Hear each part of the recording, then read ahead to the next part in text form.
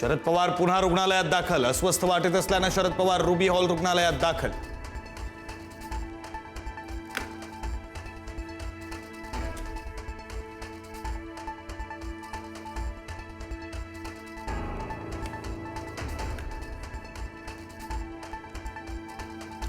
बुलढाण्याच्या चिखला गावामध्ये शिवरायांचा अश्वारूढ पुतळ्याची स्थापना। शेकडो शिवप्रेमींच्या उपस्थितीत वाजत गाजत मिरवणूक। आधीचा पुतळा काढून शिवरायांचा अश्वारूढ पुतळा बसवला।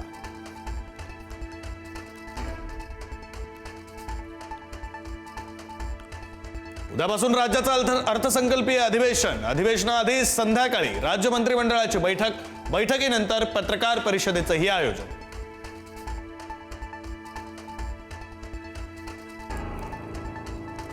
मुदत संपणाऱ्या ग्रामपंचायतीमध्ये प्रशासक म्हणून सरपंच कारभार पाहणार।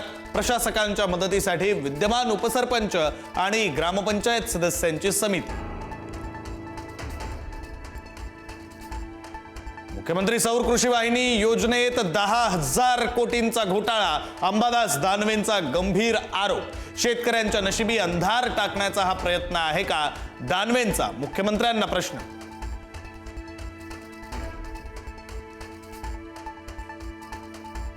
वाल्मिक कराडच्या दोन्ही मुलांपासून आमच्या जीवाला धोका। महादेव मुंडे यांची पत्नी ज्ञानेश्वरी मुंडे यांचा आरोप। अज्ञाताकडून मुलाला शिवीगाळ केल्याचाही आरोप। सुरक्षेसाठी पोलीस अधीक्षकांना अर्ज।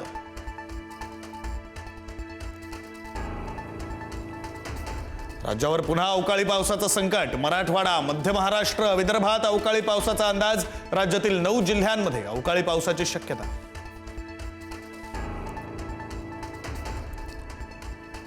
1 मार्च पासून राज्यभरामध्ये दूध महागणार। दुधाच्या दरात प्रति लिटर 2 रुपयांची वाढ। खासगी दूध संघाच्या बैठकीत निर्णय।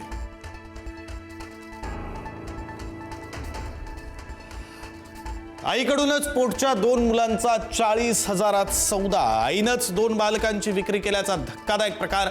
सांगलीच्या मिरजमधील धक्कादायक घटना। आतापर्यंत 5 जण ताब्यात।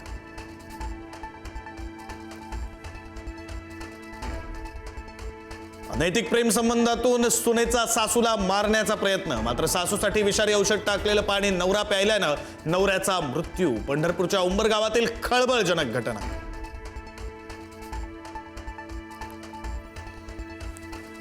दोन चिमुकल्या मुलांची हत्या करून आईची आत्महत्या। धुळ्याच्या शिरपूर तालुक्यातील आंबे गावातील घटना। हत्या आणि आत्महत्येचं कारण अस्पष्ट।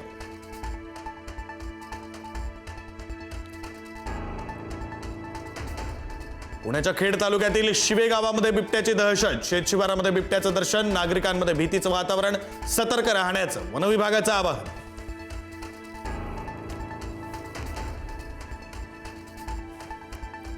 बार बंद करण्याच्या मागणीवरून महिला आक्रमक। गावातील बारची महिलांनी केली तोडफोड। गोंदियाच्या देवरी तालुक्यातील धोबाटोला इथली घटना।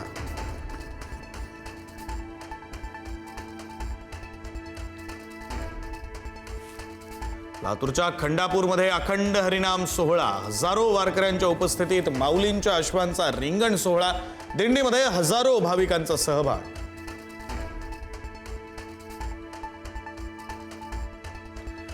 भारत आणि दक्षिण आफ्रिका यांच्यात आज सुपर 8चा पहिला सामना। सलग 5व्या विजयासाठी टीम इंडिया सज्ज। अहमदाबादमधील नरेंद्र मोदी स्टेडियममध्ये रंगणार सामना।